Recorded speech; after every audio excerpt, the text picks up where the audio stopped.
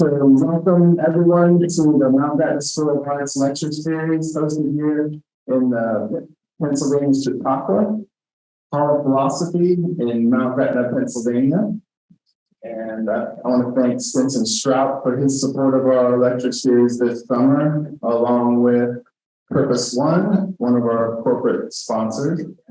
A little bit about Mount Gretna School of Art, for those of you who may not know, is the school is all about connecting with nature and learning about the nature of seeing as a core discipline and focus of the school.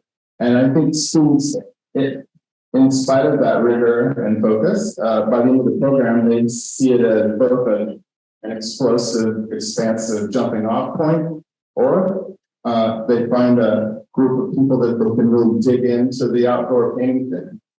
Another thing about the school that's been a founding principle is to have an ability to pay scholarship system so that anybody deserves to get into our application process if they need help paying. We have a scholarship system, which our donors get excited about. And also the energetic relationship to the community of Mount Gretna, which is an arts and culture community. Many of the people here donate and support the students, as well as our community nationwide. I want to introduce Carrie Patterson, who is our lead painting instructor this summer. She's an American that was born in Tokyo. She earned her BFA in studio art from James Madison University and her MFA from the University of Pennsylvania. She's studied with Charles Cajori, Mercedes Matter, and Rosemary Beck at the New York Studio School. Her work has been featured nationally with exhibits at the Painting Center, Mary Baldwin University, a bunch of other places. So if you'll come on up now. Hello, everybody. Thank you so much for having me here this morning. I'm excited that you're here, and I appreciate you attending.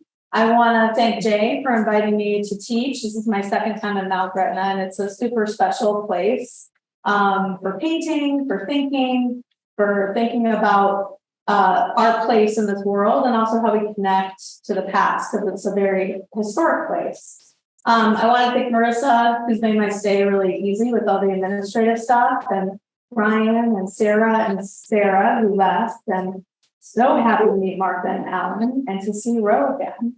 And to the students, it's been a pleasure to get to know you guys and to kick off the summer painting class and get you started.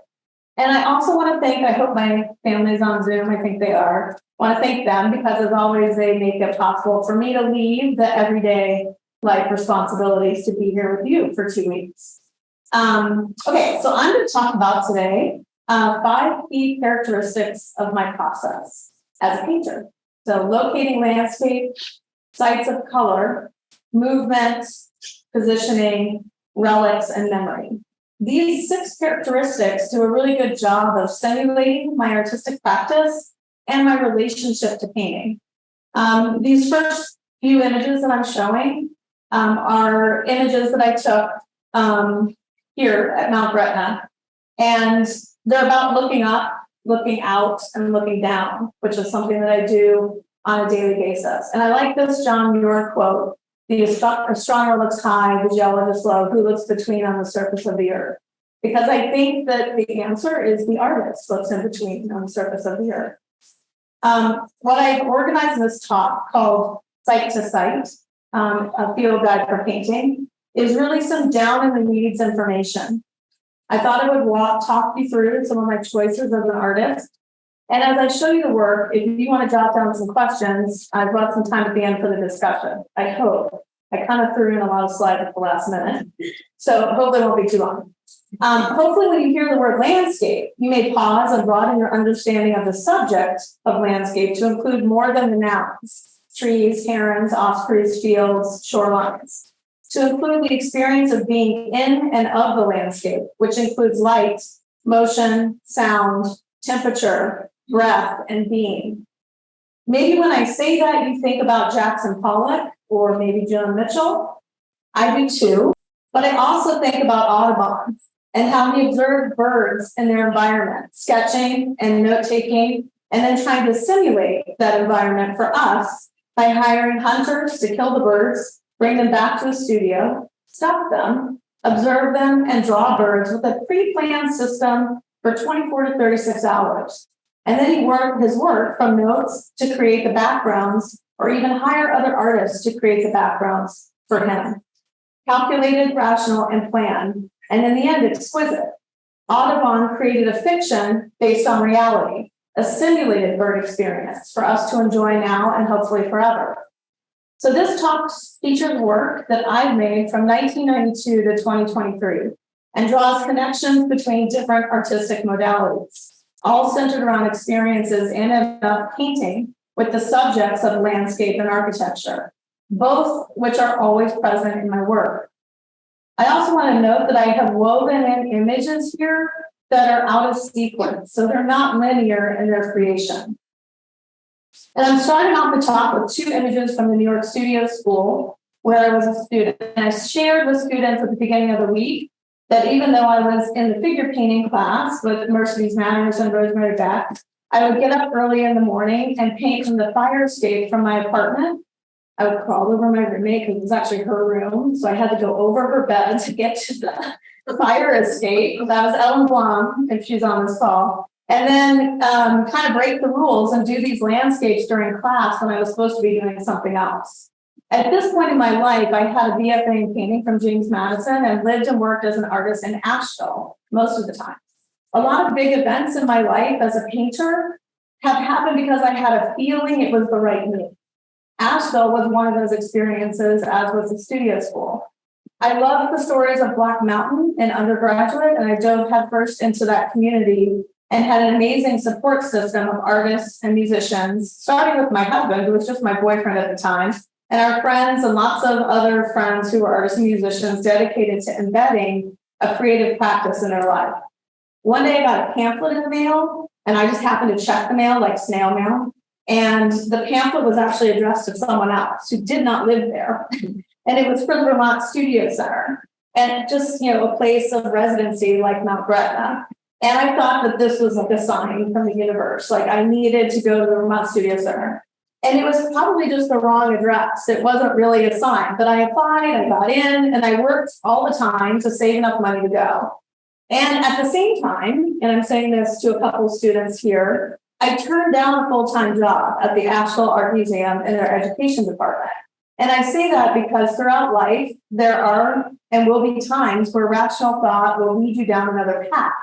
But my gut was telling me that an administrative job in a museum was not the right path for me. And in Vermont, I met two people, Barbara Grossman and Bernie Chait.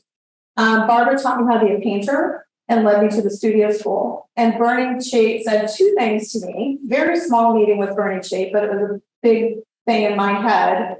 One, he saw a painting of mine and he came into the room, the tiny little painting, and he looked at me and he was like, oh, darn it. He said, I thought her pink dress was just going to be a dot in the field of green. And I had painted this really big figure, right, with a pink dress on in this field of green. And so that little statement gave me the courage to to not just do what I think people expect me to do, to really try and push myself as a painter, to push optically what's happening. And whether or not he intended that, that's what I remembered. And two, he said very clearly to me, I wanted more information from him. And he said, you need to ask for what you need because no one will give it to you if you don't. And I think even if he wasn't talking specifically to me, he was telling me, and I understood that having a painting life as a woman, as a young woman, was going to be distinctly different than my male colleagues. So listen closely to the teachers that come in here and other amazing painters that will come through Mount Gretna. Sometimes in a casual conversation, someone says something that sticks with you and sends you on your way in life in a really good direction. There's a reason that this talk is called Sight the Sight. Sight, S-I-G-H-T, is kind of obvious. Sight is how we see, how we experience the world. 90% of the information we receive is on a daily basis is visual. And part of what my work is about is documenting visual and making sense of what I'm seeing. I'm also questioning and learning about how our brains categorize and make sense of our experiences, and then how we translate those experiences into a memory. The other kind of site, SITE, the second word in that phrase, is defined as location, a piece of land, a space with a border, a setting to tell a story. For me, SITE can be a historic location, my house, this building, a field, an urban horizon, a building or a sign that I see through. The painting itself is a site. So site to site, I'm interested in both. As an artist in my creative practice, I've gone to the same sites repeatedly for many years. St. Mary's River, Mulberry Fields, historic St. Mary's City, places in and all around Leonardtown in Maryland.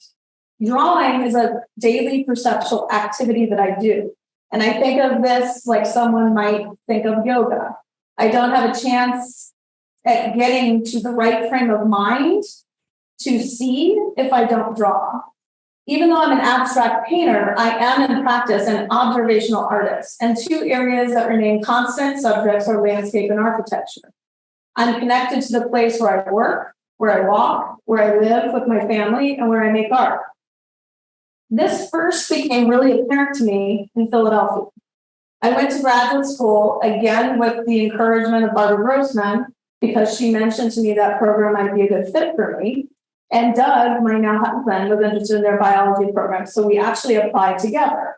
And much like that Vermont Studio Center pamphlet, we both got in. We didn't apply anywhere else. We just applied to UPenn, which is kind of crazy.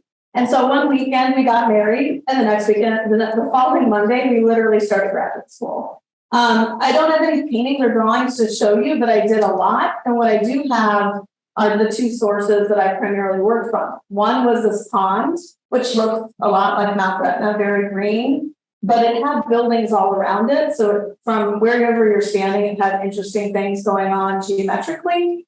And the other was the Frank Furness Fine Arts Library, which my studio happened to look out on. So it was just a random idea that I ended up in the studio that looked out onto this building, which became really important in my work there. So I have had amazing teachers at the studio school, Rosemary Beck, Mercedes Matters, Charles Cadori, to name three really important ones. And in addition to Barbara Grossman, who continued to be a huge influence, I also worked with Bob Slutsky, who's on the left here. So Barbara's on the right, one of my favorite paintings of Barbara's, and then Bob Slutsky on the left. And Bob really introduced me to what it means to have a rigorous color practice and to collage my way through drawing, to collage my way through seeing. I was also really lucky because I worked with him as his TA in his color class in the architecture school. And so I got to work with him for 2 years with, a bunch of architects who saw the world very differently than I did. And so I learned a lot from them and from him about how I perceive the world and how other people perceive the world. Maryland has been my home now for 20 years. I've been teaching at St. Mary's. This will be my 20th year at St. Mary's. And I was at William & Mary 5 years before that. And 1 year at Cheney State in Philadelphia. So I've been teaching full time for 26 years, drawing, painting, color theory. I grew up, that's the longest place I've ever lived in my life is Maryland. I grew up in a military family, which has given me a very big passion for traveling. And it also trained me into a creative life where I wake up really early, between 4 and 5 every day. And I have a practice of looking in the morning. I don't turn on the lights. I kind of sit down at my kitchen table and document what I'm seeing from there. And even though we lived in St. Mary's County for 20 years or 17 years, we now live in Silver Spring. I worked in 7 different studio spaces and 5 homes, different homes for various reasons. We won't go into that in this talk. So I literally was constantly changing my location and thus my perspective. But this connection to place and specific sites is really important to me. And I believe a connection to place is central to all of us as human beings. So let's take a closer look at some work. And this is where St. Mary's is located. It's about 2 hours from DC. And there's really nothing there except for historic St. Mary's City and the naval base. So you have to have a reason to be going there.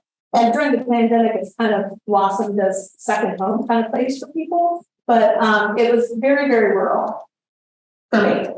So when I got there, it was super hard for me to adjust because I was coming from an urban background. And I used to call it the wall of green because it was just so green.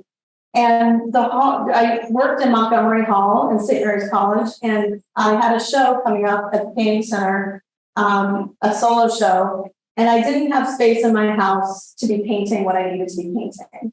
And so my chair at the time, Sue Johnson, let me use room 105, which was a very weird room. It was like a room full of windows, it was an odd shaped room. You know, very weird 1970s odd shaped room.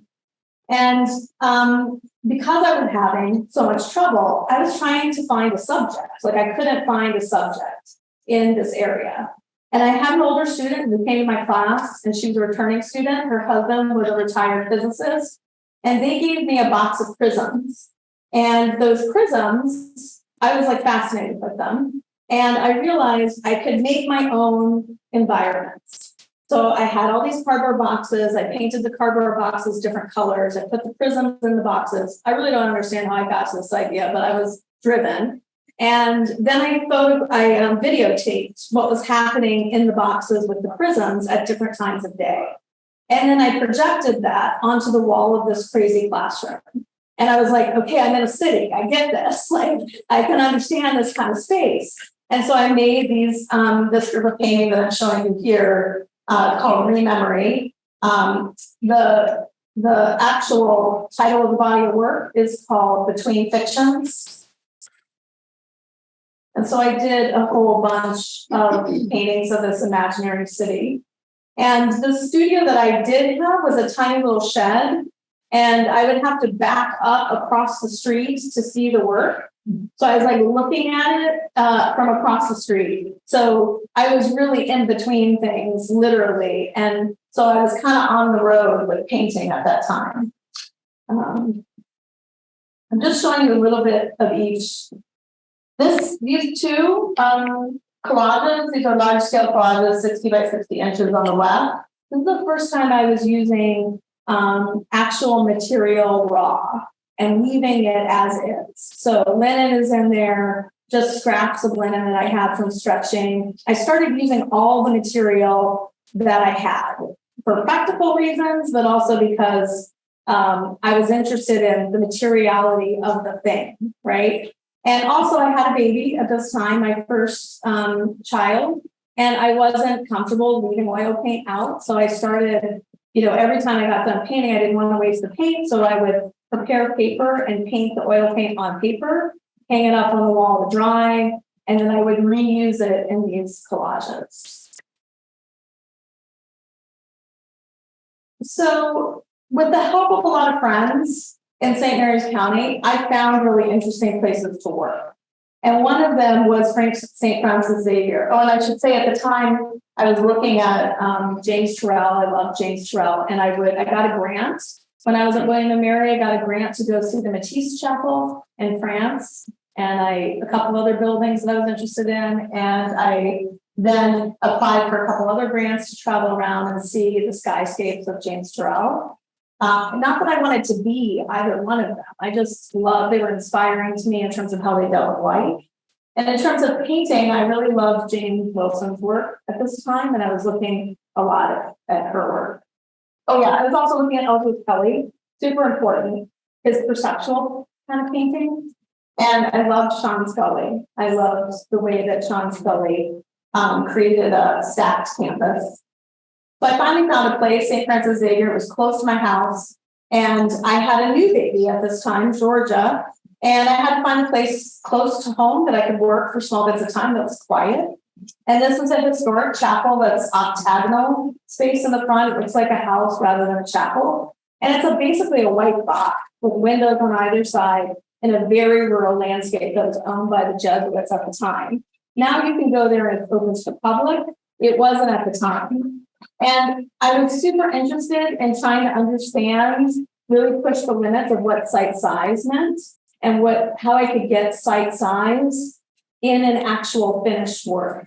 So you can see here, I'm like counting different ways. I was thinking about Galileo, right? And thinking about different ways we measure space. We don't just measure it in inches and that kind of way. We measure it in different ways, like soulful ways, like how much we breathe or how many steps it takes to get from here to there, or how much it means to us. We measure space in different ways. So I was measuring space, and I created a full body of work based on this chapel. I used children's blocks. I wrapped whatever canvas I had around blocks of wood.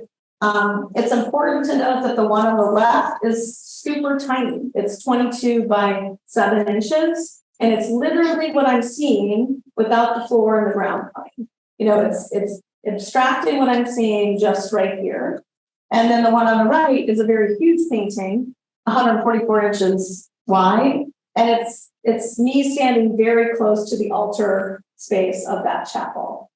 And again, just painting what I see. And of course, the color changes. As I got to know the building and I read more about it and I researched it, I started going to different things there, and the color completely changes, right? What people are wearing, what the person is wearing, whose time of year that it is, or the altar changes colors. So it became a really interesting thing for me to work from.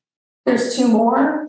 This is 12 by 8 inches. Those are probably my favorite that I've kept from the series. And then the one on the right is I would call it a drawing. It's just acrylic on paper that I've stacked to try to understand that space more. Last semester, I taught an advanced drawing class called Drawing Through Architecture. And I had students begin by giving them the original blueprints of the hall where I teach from the 1970s. And while they draw and copy the plans, they also have to locate the same spot by walking the halls of Monte and find the spot that they chose on the blueprint. And then measure by counting steps or breaths from the studio to the location. So my practice comes into my teaching, and my teaching comes into my artwork. And I do the same thing here at Gretna. This is the first thing that I did when I got here. I walked the space. I tried to understand it from a map, a schematic drawing, a historic schematic drawing, and then I walked through that space with my own body and drawing from it. And then, you know, I don't know what I'll do with those drawings when I get back to my studio, but that's how I get to a real authentic experience with landscape. At first, I may only see the highlights of the site, fences, paths, a favorite view, a blue heron, but then slowly I repeat my steps and trace my way through the space. I begin to know the site differently. My first impressions fade, and instead of seeing a specific tree or an individual river or a beautiful neon orange construction sign, I may see them in relation to each other.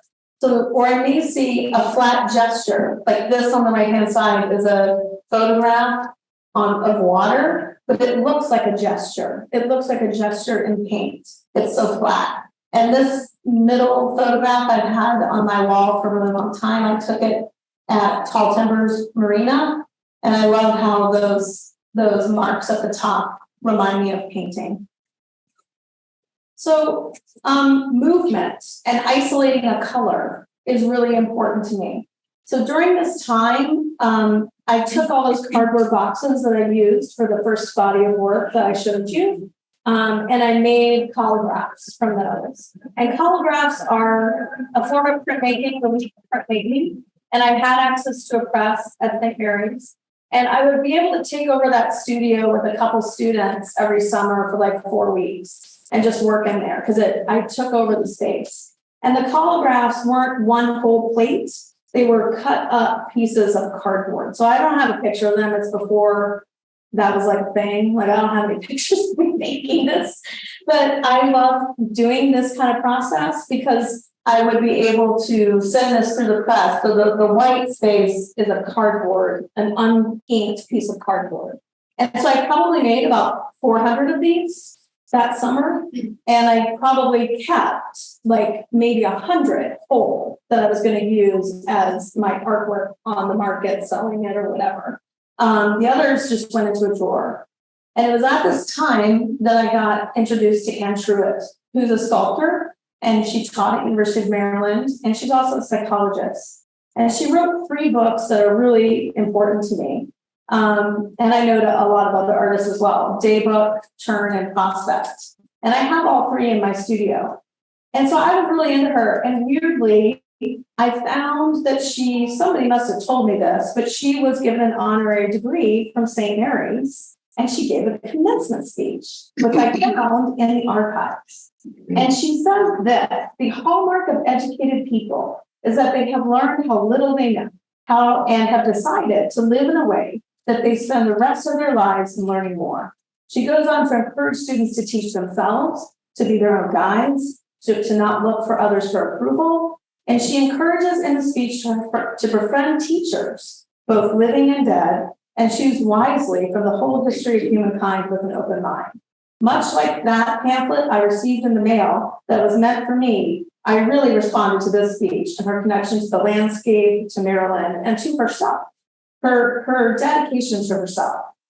And that led me to this body of work. Well, here's a couple more drawings that I just wanted to show you. So throughout this time, I'm drawing from these different sites. So this body of work is called Mistaken Identity. And it really shows you how I use my own material. These are all the artist proofs that I made. There's 10 of these that I made that summer. And I realized they're so beautiful. Like parts of them are so beautiful, but as a whole, they didn't really work. And so I started ripping them up. And I made these stacked little 1x5-inch cubes with like 3 students in my office at a cardboard table. And we did this for like 4 months. Everybody was stacking and ripping and stacking. And I really liked the idea that as these things were stacked up, all these mistakes, all these things that didn't work under the thing that did work. And that's kind of like us, right? We all have all these things in our lives that don't work. And we try these things. I mean, a good life, you try a bunch of stuff, right? And some of it works, some of it doesn't. But what you show people is the thing that works. And so that's the top thing, right? And it's not just one thing, it's how those things relate to each other. And so that definitely defines me and my practice. And so that's why I call it mistaken identity. And I also love that there's only so many of them. It's not like I'm going to do it again. Okay, so then this brings me to my dedication to sight and how I relate to it. I start looking down as I walk, and I'm reminded of all the lives that have walked before me in that space. And for me, living near historic St. Mary's City was really incredible because I had access to things that, say, if I had stayed at William and Mary, it's more of an institution, right? It's like a huge place that people come to visit all the time. You don't have access in the same way. Like I had access to the archaeologists who found all these sites at historic St. Mary's City. And we could just like chit chat it up and like go to his office and talk about what he found. And I thought that was like really amazing. So I spent a lot of time there. This body of work that I'm going to show you, I created in Anne Arundel Hall. And these are pictures from historic St. Mary's City that I've taken. And you'll understand my work based on these photographs. These are the ghost houses where they think there was a structure, but they're not sure. So they haven't actually dug in the ground. So I do a lot of drawings from those structures and paintings. And I always do color studies when I'm there. That's me on the left at Mount Gretna, and this is me someplace. But this building, Anne Arundel Hall, was being knocked down because it wasn't eco-friendly, handicap accessible, blah, blah, blah. And so the great thing is artists love it when a building's being knocked down because you can take it over. So the art department got to take over the building, and I had the most space I had ever had in my life, right? I had this huge studio space, and you can see how my work immediately got very collage oriented and in pieces. I was able to spread out and really just do things in parts more than thinking about them as a whole. And I also was, interested in the material of the building. As they were taking it down, I was gathering it up. So there were all these beautiful shelves that they were just tossing and slate and all these really cool things that I kind of hung on to. So this body of work that I made, I based it off of this structure. which is the chapel at Historic St. Mary's City. And I was there before it was built, and then it was starting to be built. And the director of Historic, Marty Sullivan, who went on to be the director of the National Portrait Gallery, let me go up on that scaffolding. So I could go up on the scaffolding. The scaffolding is like whatever, I forget what it's called. It's like a particular way they built in the 17th century. But he let me go up on the scaffolding, and I took a video camera, and I couldn't really draw up there because I was afraid I was going to fall. But I took a video camera, and I got a lot of information from above, and then I got information from below, and then I got information from all the archaeology things that had been found there.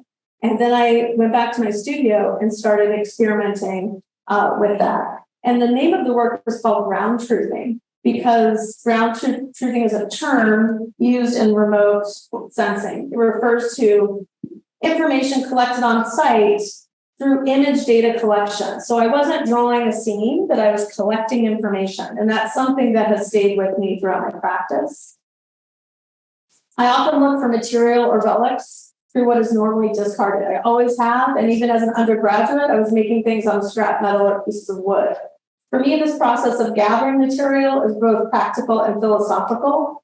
If I use material like barnwood or old children's box that someone else has left behind, wood left for trash from the old Anne Arundel Hall, or even literally trash, which I'll show you in a second, I get closer to a deep sense of texture and materiality in what we experience in everyday life. So these are wood paintings with canvas and scrap lattice from Lowe's, and then panels that were built, that I built. Same with these. And the scale and the composition relates to the schematic view. It doesn't relate to where I'm standing. It relates to the schematic view of what I'm looking at. And I'm clearly isolating rhythm and color.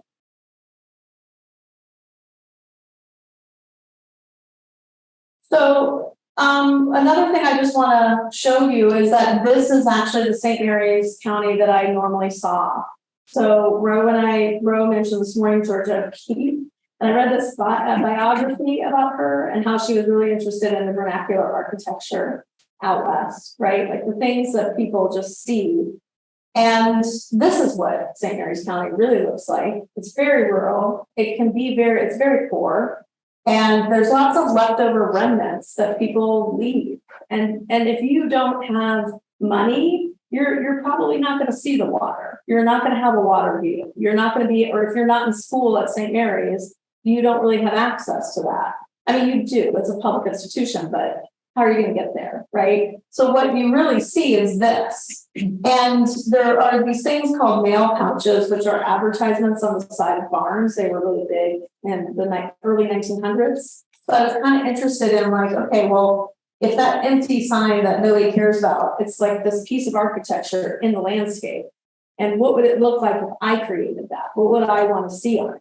So I really wanted to make my painting in the landscape. I never quite got there, but I started really thinking about scale and what I was making it out of. And this is just pictures of how I made it in my studio. And then I did a ton of paintings that I called signs. And the actual scale of it relates to the sign that I saw on Route 5. So I have 3 bodies of work. Most of them are like this size, and some are really long, depending on what sign I'm looking at. And so it's the first time that gesture is really coming back into my work really explicitly. And then, just as an aside, at the same time I was in Italy. I took students to Italy, and like I always do, I'm looking for material. And so these are just a series of drawings that I did on placemats. And I did a ton of them. I had my kids with me. I had 18 students from St. Mary's. I didn't have a lot of time, kind of like here, right? Like there's like not a lot of time to like get involved with a big project, but I did these placemat drawings. And then I came home and I did these paintings from those. And I think these are really my starting point where I was interested in gesture more. So again, looking down, and I'm looking at Bridget Riley a lot, who I love as a painter and didn't really understand early on. And I moved to a new studio that was an old house with 26 windows, and I started doing drawings over a period of 3 years from the windows. And, you know, windows are something that artists use traditionally as a framing device. And so I was like, well, what if you take out the frame and you actually make a mass out of what you see? Like, I wanted to see what it would look like if I wasn't pushing back into the canvas, but if the canvas, like Mondrian, was pushing forward. And I was on sabbatical, so my salary was a lot less, and I wanted to make this work. I wanted to make 26 paintings like this. I only ended up making 10. But they're stacked paintings, cardboard paintings, and they're literally flattened out mass of what I see out the window. So there's 2 on the right, and on the left, at the very end of this, I was like, I want to see what it looks like if I stack that painting up on itself. And so I did a series of stack paintings, and my family helped. And I hired a couple college students to help cut cardboard. And that's what the end result looks like. All right, and those cardboard, they were really taken from moving boxes because I lived in a military area, and there were always moving boxes. So I saw those moving boxes as practical. They were super impractical long term. Probably don't do that because they're really heavy, those paintings, like extremely heavy. So I think you can get the idea that I move freely between media, subject, and intention, but I'm always basing it off of observation. And I feel free to experiment through an idea. I work collaboratively with other people, and I'm also independent. Some people will look at my work and they don't see landscape at all, because I break the traditional illusionistic rules of landscape. And other people, I mean, you might look at my work and think, oh, she's a sculptor. But if you ask a sculptor that, they're going to be like, she's not a sculptor. And then some people don't think I fit really clearly into the painting box. But, you know, like if I apply for a grant or something, they're like, wait a minute, this isn't exactly painting. So really my work is all of the above. And most importantly, it's a unique object. And as I think about how my work avoids categorization, I'm reminded that my place on this earth is certainly a place of privilege. I'm reminded that if I only choose to experience the views of the water that are available to some and off limits to most, I'm only experiencing a sight from one point of view. And I think this habit of looking in multiple points of view is unique to artists. And for me, it became a practice when I was a student at the studio school, the New York Studio School. We're trained to stare at a room full of figures, life models who would hold the same pose for the entire class and keep the pose for the entire semester. We never saw the subject our models move. They stayed the same. What changed was our point of view in relationship to the model and the solutions we brought to the canvas. The skill of being able to change my point of view and actively seek out opportunities to do so is dependent on where I physically and mentally stand.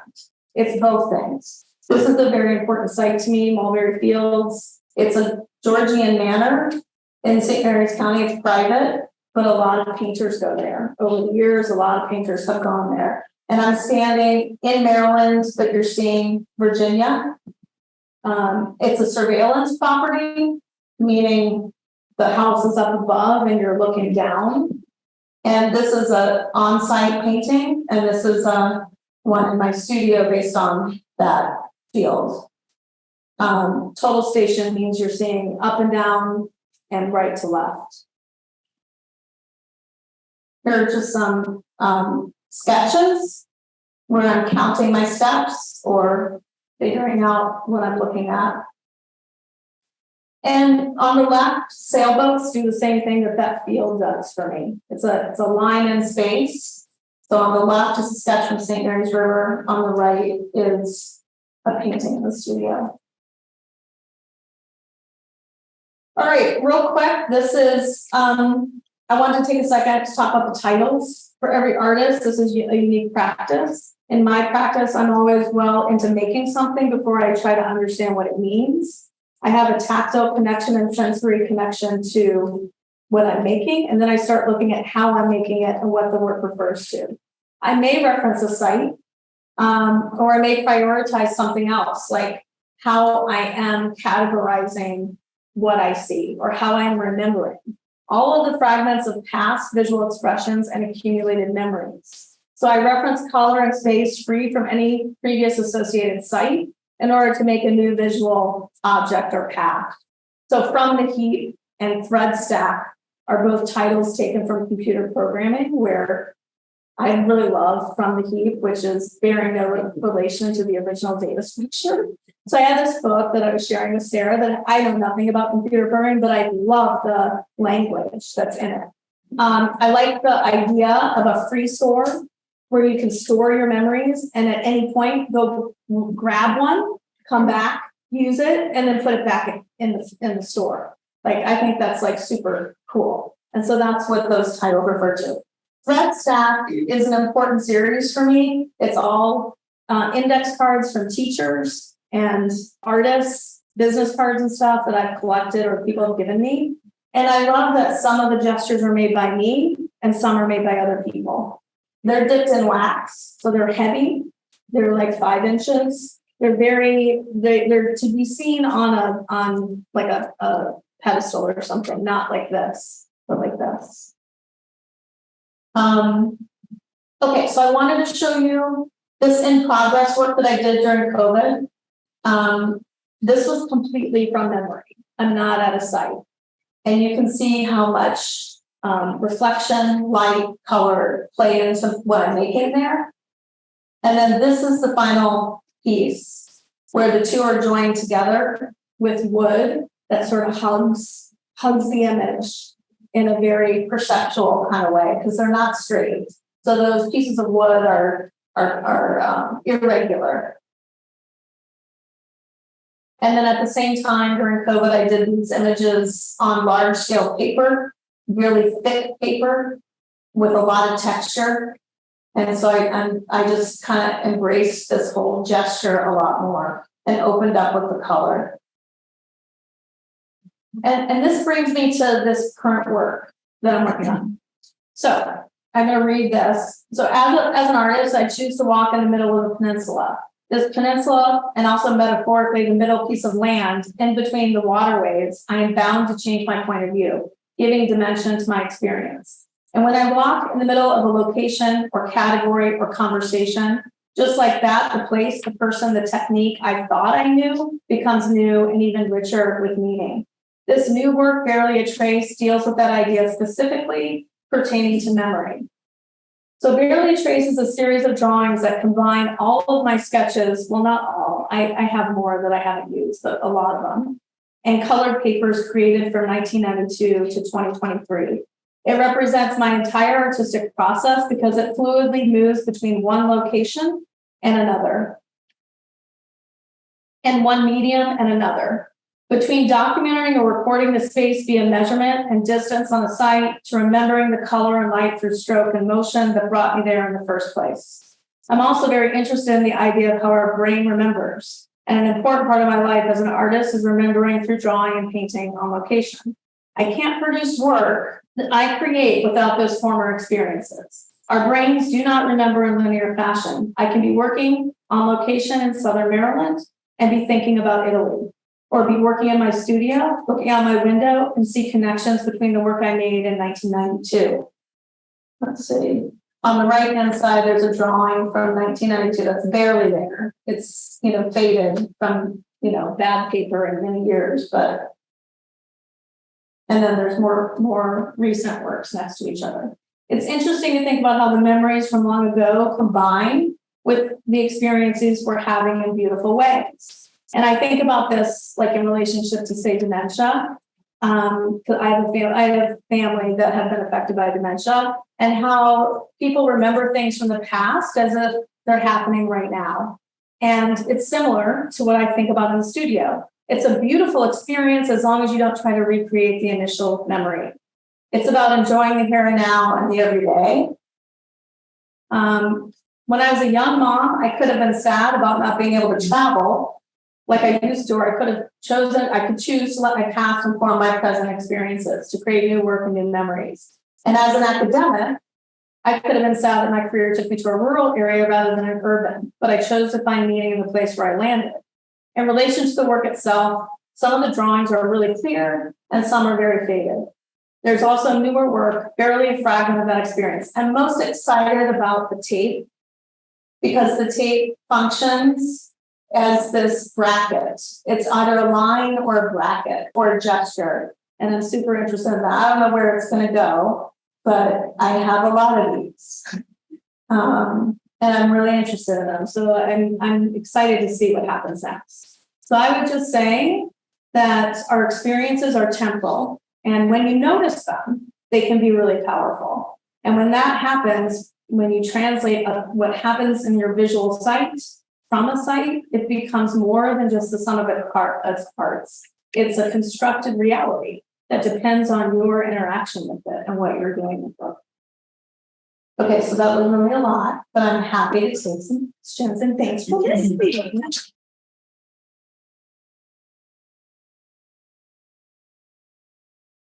I enjoyed your mistaken identity 981. Would you ever consider mass producing that into material for fashion architects or awnings or tablecloths?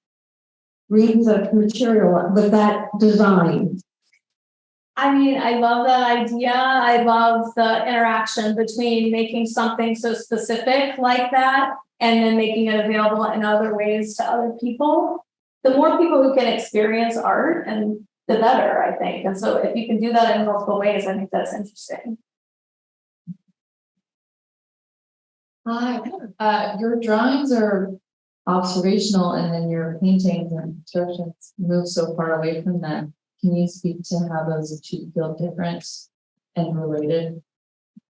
Yeah, so my drawings are mostly, I call them scratchings, because they're really about me documenting and understanding where I am. So me in relationship to what I'm looking at, that's their intention. And also for me to find connection to the place. And my paintings are about other things. They're about the drawings sometimes. They're definitely about the drawings sometimes, but they're also about isolating color and gesture and light, and not necessarily putting a hierarchy on location. Like location is one question to me that I'm interested in. And there are other, I like the idea of how we actually remember things, and it's less about foreground, midground, background. It's more about what comes into your memory. So my paintings explore that, but I can't really get to the paintings without doing the drawings. They're like completely connected to me, which is why this last body of work is super interesting, because it kind of really explores the combination of those two things. I'd like you to talk a little more about your color preferences. It seems over time that you clearly love red or lime green or pink. Can you go deeper on why those things? Yeah. I mean, I sort of like skimmed over Bridget Riley, but I definitely make color choices that are optically charged. Like I'm interested in the optical charge between two colors. I'm just thinking of it like a chef, like there are certain spices that a chef might use, and in order for you to really understand the taste and texture of one spice, you might leave out the others. And so I kind of preference that in color. I see it in color. I definitely think of color in terms of sound. I mean, I am definitely interested in music and thinking about how color sounds. And to me, some of my paintings are very loud and they make a big bang, and then others are much softer. So I think about it like that. You talked about both video and photography. What are your practical or technical reasons, and you choose one or the other, and what are your emotional reasons for choosing the other? Well, I mean, it took me a really long time I definitely teach painting and drawing with the wholehearted belief that you should not be using photographs as much as possible when you are learning how to draw and paint and to observe. But once I understood that I wasn't a student and I could use the tools that are available in the 21st century to make images, just like artists have done throughout time, right? Artists have used tools to think about seeing in different ways. Then I used video as a way to escape my actual location, right? I wanted to see something that I couldn't actually see in just a drawing. If I had drawn those prisms, they would have been prisms. I needed to take the prisms out of what they were and create something else. And the only way I could do that was to get a tiny little camera and stick it in that box and videotape it. And I couldn't really see above the scaffolding with drawing because I would have fallen, you know? So I needed a way that was practical, but it also allowed me to really study what I was seeing later.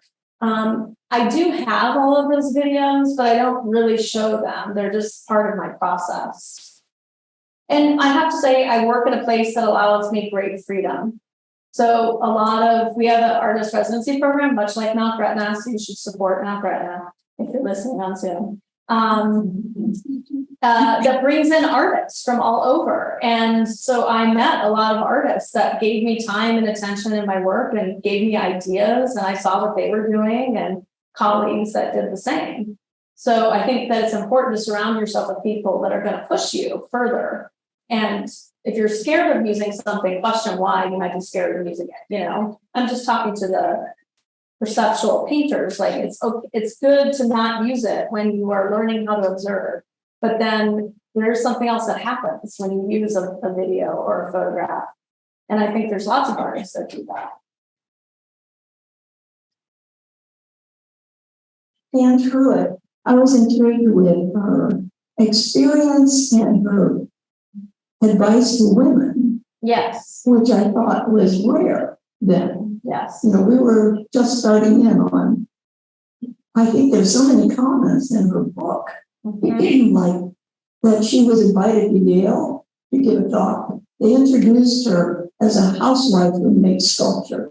There you go. And it was so typical at the time to immediately relegate women outside the circle. And I think that a lot of the things that I hear you talking about, I think you have been able to accept and justify your own process because of people like her. Oh, absolutely, 100%. Like, we have to talk about that later because that's amazing that you met her. But I heard Elizabeth Murray speak at Penn, and she started off her talks going like, there's great freedom when no one is really looking at what you're doing and no one thinks you're a genius. And that always has to, you know, no one really cares. I mean, I know people care. I'm not saying that, but I mean, the bottom line is you're not assumed to know anything ever, really. I mean, when I tell people I teach, they think I'm teaching first grade, which would be wonderful, but I have taught college for 26 years, you know, so they assume still things about you, which is what you're saying. And absolutely, on the backs of many women have I had a wonderful experience in life, for sure. Yeah. But some of the things you're saying are just as true for men. Feel like nobody's looking at your work.